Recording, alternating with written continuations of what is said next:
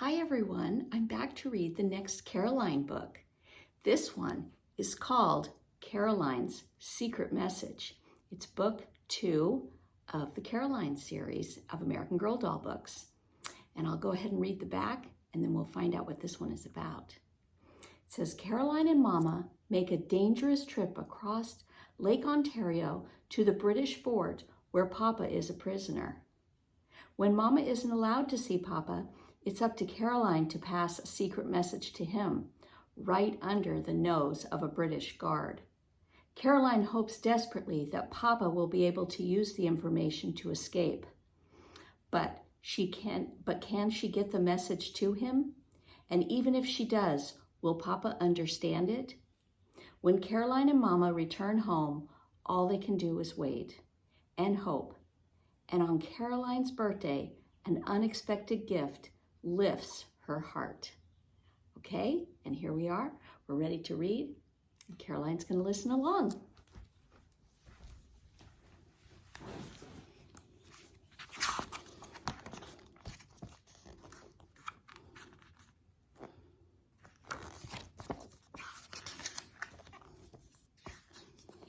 And just to review for you, it says, Caroline Abbott is growing up in Sacketts Harbor, New York, right on the shore of Lake Ontario.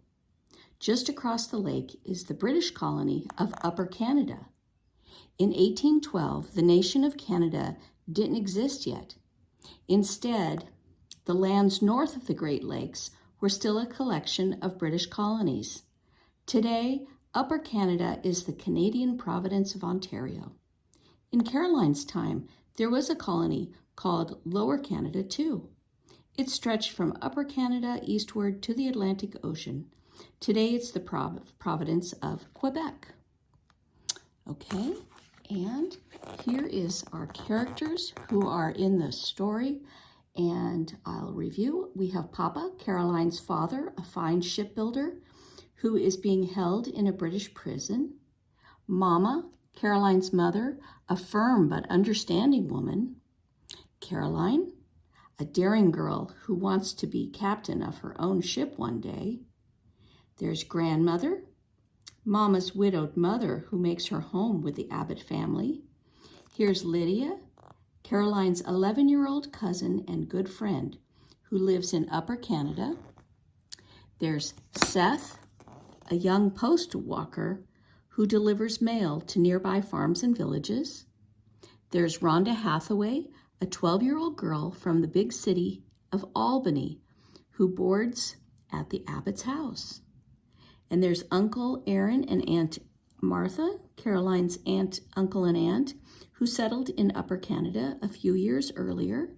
And there's Mr. Tate, the chief carpenter at the Abbotts and a good friend of Caroline's family. Okay, and we will go ahead and get started. Chapter 1 is called Home Again. Caroline Abbott shivered as she kicked the kitchen door closed behind her. She eased a muddy pumpkin to the floor. Here's one to cook today, fresh from the garden, she told Grandmother. I'll put the rest in the root cellar. Good, Grandmother said. My bones tell me that a hard freeze is coming. And from her chair near the fire, she leaned forward to stir the bean pot. Caroline rubbed her hands on her apron. It's bad enough that we're fighting the British, she thought. Now the coming winter made her feel as if a second enemy was creeping close, ready to pounce. Perhaps Mama can stay home from the shipyard tomorrow, she thought, and help us handle the harvest. It's not easy for your mother to manage the shipyard without your father, Grandmother said. Soldiers were holding Caroline's papa and her cousin Oliver prisoner across Lake Ontario in the British colony of Upper Canada. Grandmother added, back during the Revolutionary War, I held my farm together with your mama's help. You and I can manage here now. Of course we can, Caroline said quickly. She didn't want Grandmother to think she was complaining. I'll get back to work. Caroline snugged her shawl against the October chill and went back to the muddy garden. She could see her neighbor Mrs. Shaw busy in her garden too. The weather had been growing steadily colder, and everyone was busy with harvest chores. After hauling the pumpkins to the root cellar, Caroline grabbed a shovel. Next, the potatoes, she thought. She sat the shovel upright beside the mound of earth that held the first potato plant. Then she jumped onto the blade edge with both feet. As she teetered there, using her weight to shove the blade beneath the buried potatoes, a whistle shrilled behind her. She lost her balance and tumbled to the ground. Ow! Oh, pardon me. Her friend Seth Whistleslee leaned on the garden gate. His eyes danced with mischief. Did I startle you? Caroline scrambled to her feet, slapping at the mud on her skirt. Seth, that was unkind, she scolded. She couldn't stay annoyed with her good friend, though. His visits were too rare. Can you stay for supper? She added hopefully. With Papa gone, having Seth at the table would make the meal seem less lonely. You're inviting me to stay for supper? Seth asked, pretending to be surprised. Why, how very kind of you, Caroline snorted. Seth was the local post walker, tramping far from the village to Sacketts Harbor each week to deliver newspapers and letters. All that walking kept Seth skinny as a fence post, and his appetite was famous. Grandmother's making ginger cakes, Caroline said with a smile. I love your grandmother's ginger cakes, Seth said. Then his grin faded. Have you had any news about your father and Oliver? Caroline kicked a rock. No, she said. My birthday's in 3 weeks, and I so hope that Papa will be home by then. But we've had no news from him or Oliver, and we haven't heard from Oliver's parents in weeks either. Oliver's family, Aunt Martha and Uncle Aaron, and their daughter Lydia, lived across the border in Upper Canada. Oliver had been staying with Caroline's family before the war started so that he could learn the shipping trade. He and Lydia had been sailing with Caroline and Papa last June when a British officer and his sailors had seized Oliver's new sloop, White Gull. The British had released only Caroline and Lydia. I haven't crossed to Canada in a while, Seth said. Since the war began, most of my customers there have moved away. Caroline stared over the garden fence. Soldiers had cut many trees as they built blockades and log walls to protect the village. Beyond the stumps, the forest was a flaming glory of cardinal red and egg yolk yellow. She was too worried to enjoy the scene, though. I wish I could just sail across the lake and find out what's happening, she exclaimed. The thought of traveling to Upper Canada, maybe even to Kingston, where the British troops were headquartered, made her feel like custard, all quivery. But if she might learn something about Papa and Oliver, or perhaps even see them, she'd make the trip. You're running out of time, Seth said. It's getting cold for lake travel. He picked up the shovel, pushed it into the hole she'd started, and gave one good heave. The entire plant and all the potatoes clinging to its roots flipped free from the soil. Caroline stooped and began gathering the potatoes in a basket. Mama wants to go too, she told him. But since she's managing the shipyard, she's worried about leaving the business. This war is a devil of a thing, Seth said grimly. We won independence from British 30 years ago. Shouldn't have to fight 'em again. Grandmother says it's the waste of time to talk about what can't be changed, Caroline told him. She says find something that you can do to help the situation. Caroline sighed. That isn't always easy to do. The war had brought many changes to Caroline's family and neighbors. In just a few months, their tiny village had become a bustling port. Abbott's shipyard was building a small gunboat to carry troops and cannons. Shipwrights at the new Navy shipyard nearby were working on a huge warship to fight the British at Lake Ontario. More sailors and carpenters arrived in town every day, and people keep arriving, Caroline thought. As she picked up the heavy basket, she noticed another newcomer trudging up the lane. Caroline started to turn toward the root cellar, but something made her pause. She squinted at the young man approaching, and then she squealed with joy. "Oliver! It's Oliver!" she cried. Oh, surely Papa would be with him. She dropped the potatoes, lifted her skirt, and raced to meet her cousin. She wrapped him in a hug. His wool coat smelled of sweat and smoke. She didn't know whether to laugh or cry with happiness. "Oh, Oliver, it's so good to see you," she added, finally stepping back to drink in the sight of him.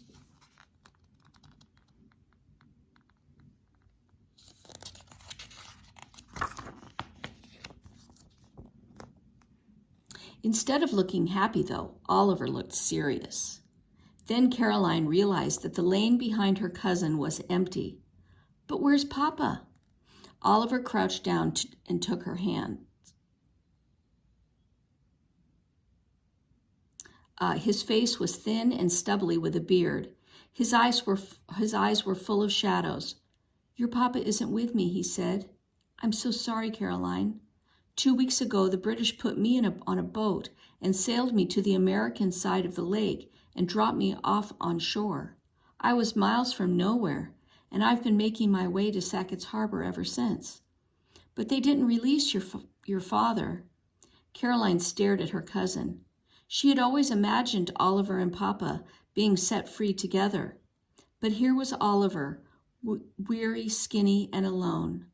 "Why wasn't Papa released?" Caroline asked as Grandmother and Seth joined them.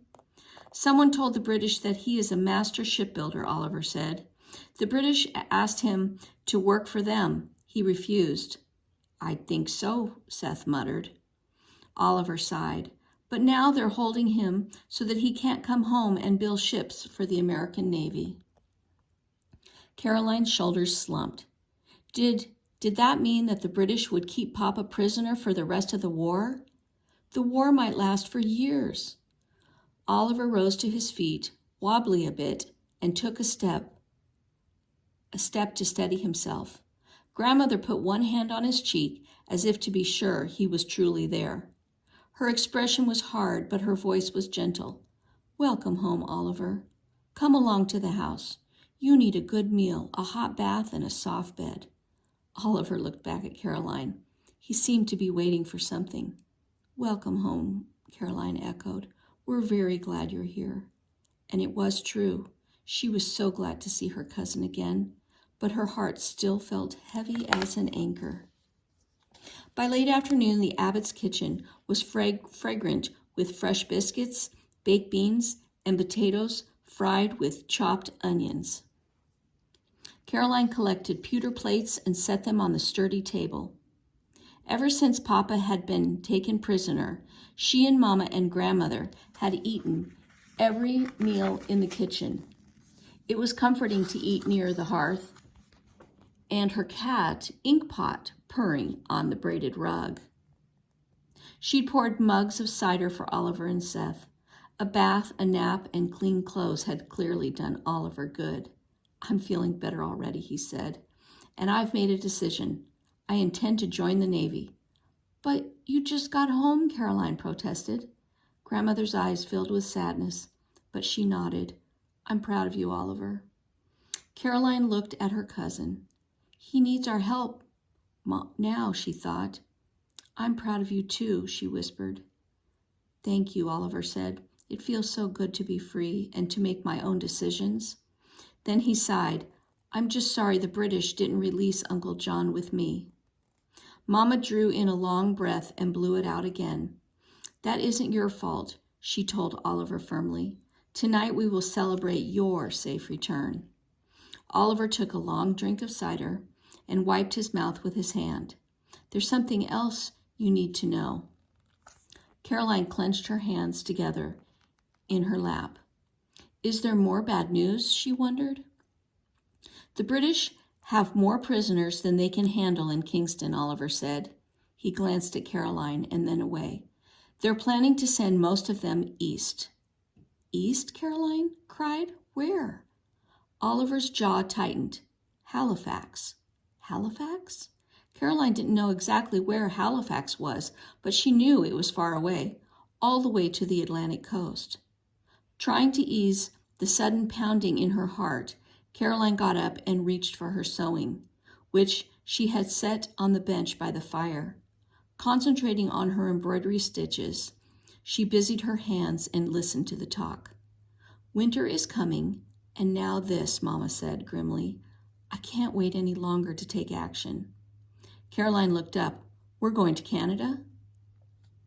She asked hopefully. Perhaps she would see Papa soon after all.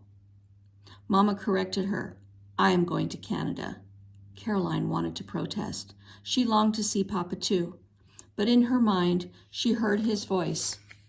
"I need you to stay steady, Caroline. Obey your mother." Quickly, she looked back down at her work, biting her lip and forcing herself to make perfectly neat, even stitches. "I will not let the British take my husband to some distant prison without trying to see him," Mama was saying.